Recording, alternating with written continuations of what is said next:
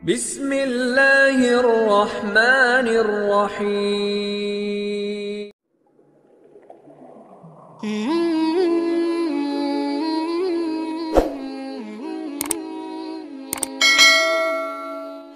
Bismillahirrahmanirrahim. Assalamualaikum warahmatullahi wabarakatuh. Syukur alhamdulillah kita bisa berjumpa lagi di channel ini yang insya Allah bermanfaat bagi kita semua. Salawat dan salam selalu dan tetap tercurahkan kepada junjungan kita Nabi besar Muhammad sallallahu alaihi wasallam. Allahumma salli ala Sayyidina Muhammad wa ala alihi Sayyidina Muhammad. Harapan dan doa saya semoga saudaraku semuanya selalu diberikan kesehatan, dilapangkan rezekinya, diampuni dosa-dosanya, dan dipanjangkan umurnya. Amin ya rabbal alamin. Sahabat beriman yang dirahmati Allah, bagi sepasang suami istri, hubungan suami istri tidak hanya memberikan kesenangan, kebahagiaan, dan meningkatkan keharmonisan rumah tangga saja, namun juga mulia dan berpahala sebab dilakukan dalam kondisi halal. Hubungan suami istri juga dapat mempererat atau kunci rumah tangga yang bahagia dan menjadi hak bagi keduanya, yakni suami dan istri, agar lebih bahagia dan semangat ketika melakukan hubungan suami istri bagi yang sudah menikah.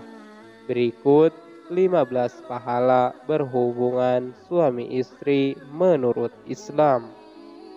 Semoga menjadi motivasi untuk terus dekat dengan pasangan kita. Yang pertama, dinilai sebagai sedekah. Dalam sebuah hadis meriwayatkan bahwa hubungan badan antara kalian dengan istri atau hamba sahaya kalian adalah sedekah. Para sahabat lantas ada yang bertanya pada Rasulullah Shallallahu Alaihi Wasallam, apakah dengan kami mendatangi istri kami dengan syahwat itu mendapatkan pahala? Beliau menjawab, bukankah jika kalian bersetubuh pada yang haram kalian mendapatkan dosa? Oleh karenanya, jika kalian bersetubuh pada yang halal, tentu kalian akan mendapatkan pahala. Yang kedua, membersihkan jiwa. Uqaih Al-Hambil berkata tentang hukum suami tidak memberi nafkah batin pada istri. Ketika aku terkunci atau mentok pada suatu permasalahan ilmu, aku panggil istriku untuk berhubungan badan. Ketika aku selesai, maka aku ambil kertas dan aku tuangkan ilmu padanya, memulai menulis, karena jima dapat membersihkan pikiran dan menguatkan pemahaman. Yang ketiga, mendapatkan pahala sepanjang melangkah dalam keseharian. Dalam hadis meriwayatkan bahwa barang siapa yang menggauli istrinya sehingga mewajibkan mandi pada hari Jumat, kemudian dia pun mandi, lalu bangun pagi dan berangkat ke masjid pagi-pagi, dia berjalan dan tidak berkendara, kemudian duduk dekat imam dan mendengarkan khutbah dengan seksama pada sendau gurau, niscaya ia mendapat pahala amal dari setiap langkahnya selama 1 tahun, balasan puasa dan sholat malam harinya. Hadis riwayat Tirmizi. An-Nasa'i, Ibnu Majah, dan Ahmad. Yang keempat, memenuhi hak suami istri. Dari Husain bin Mihsan bahwasanya saudara perempuan dari bapaknya, yaitu bibinya, pernah mendatangi Rasulullah Shallallahu Alaihi Wasallam karena ada suatu keperluan. Setelah menyelesaikan keperluannya tersebut, Nabi Muhammad Shallallahu Alaihi Wasallam bertanya kepadanya, "Apakah engkau telah bersuami?" Ia menjawab, "Sudah." Beliau bertanya lagi, "Bagaimana sikapmu kepada suamimu?" Ia menjawab, "Aku tidak pernah mengurangi haknya kecuali yang aku tidak mampu mengerjakannya." Maka Rasulullah Shallallahu Alaihi Wasallam menjawab, "Perhatikanlah bagaimana hubunganmu dengannya, karena suamimu merupakan surgamu dan nerakamu." Nabi Shallallahu Alaihi Wasallam bersabda, "Demi Allah yang jiwa Muhammad berada di tangannya, seorang wanita tidak akan bisa menunaikan hak Allah sebelum ia menunaikan hak suaminya. Andaikan suami minta dirinya padahal ia sedang berada di atas punggung unta, maka ia tetap tidak boleh menolak." Yang kelima, jalan ke surga. Dalam Quran surat An-Nisa ayat 114, Allah Subhanahu wa taala berfirman, "Tidak ada kebaikan pada kebanyakan bisikan-bisikan mereka kecuali bisikan-bisikan dari orang yang menyuruh manusia memberi sedekah atau berbuat ma'ruf atau mengadakan perdamaian di antara manusia. Dan barang siapa yang berbuat demikian karena mencari keridhaan Allah, maka kelak kami memberi kepadanya pahala yang besar." Yang keenam, pahala seperti kurban. Rasulullah Shallallahu Alaihi Wasallam bersabda, "Barang siapa mandi di hari Jumat seperti mandi janabah, kemudian datang di waktu yang pertama, ia seperti berkurban seekor unta. Barang siapa yang datang di waktu yang kedua, maka ia seperti berkurban seekor sapi. Barang siapa yang datang di waktu ketiga, ia seperti berkurban seekor kambing gibas.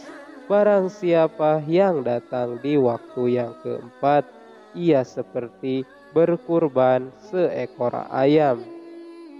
Yang ketujuh, didoakan malaikat. Diriwayatkan dalam sebuah hadis, "Dan barang siapa yang datang di waktu yang kelima, maka ia seperti berkurban sebutir telur." Apabila imam telah keluar dan memulai khutbah, malaikat hadir dan ikut mendengarkan zikir khutbah. Hadis riwayat Bukhari. Kedelapan, jauh dari laknat. Dari Abu Hurairah radhiyallahu an, Rasulullah Shallallahu Alaihi Wasallam bersabda, "Jika seorang pria mengajak istrinya ke ranjang, lantas si istri enggan memenuhinya, maka malaikat akan melaknat hingga waktu subuh." Hadis riwayat Bukhari dan Muslim. Kesembilan, membahagiakan diri dan hati. Diriwayatkan dalam sebuah hadis bahwa sesungguhnya wanita datang dalam rupa setan dan pergi dalam rupa setan jika seorang di antara kalian melihat seorang wanita yang menakjubkan tanpa sengaja, maka hendaknya ia mendatangi atau bersetubuh dengan istrinya, karena hal itu akan menolak sesuatu berupa syahwat yang mendapat pada dirinya.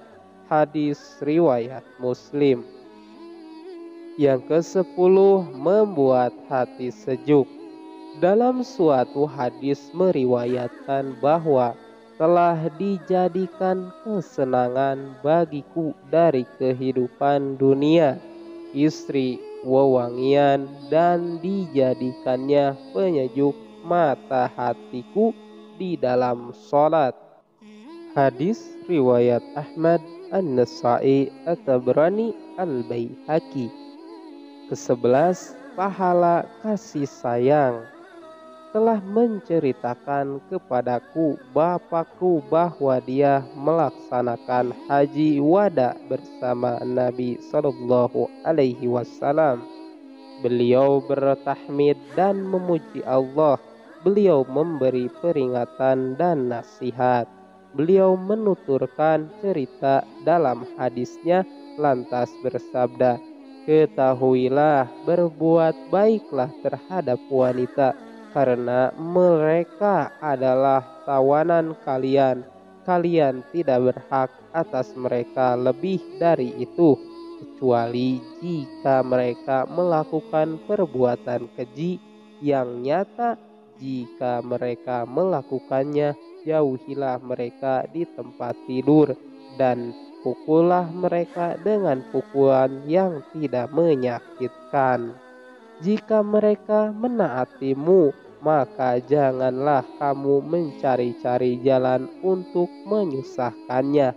Ketahuilah kalian memiliki hak atas kalian. Hak kalian atas istri kalian ialah dia tidak boleh memasukkan orang yang kalian benci ke tempat tidur kalian. Tidak boleh memasukkan seseorang yang kalian benci ke dalam rumah kalian. Ketahuilah hak istri atas kalian ialah kalian berbuat baik kepada mereka dalam memberikan pakaian dan makanan kepada mereka. Hadis riwayat Tirmizi. 12, menjadi pasangan terbaik. Aisyah radhiyallahu an berkata, Rasulullah sallallahu alaihi wasallam bersabda, sebaik-baiknya kalian adalah suami yang paling baik terhadap keluarganya, dan aku adalah yang paling baik terhadap keluargaku.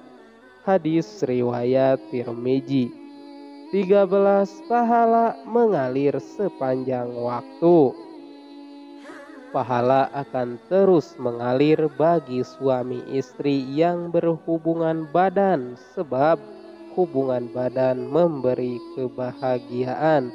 Selain itu, dari kebahagiaan yang diberikan tersebut akan membuat pahala terus mengalir untuk keduanya, sehingga kasih sayang antara sesama selalu meningkat dan jauh dari permasalahan rumah tangga. 14, mencegah keburukan.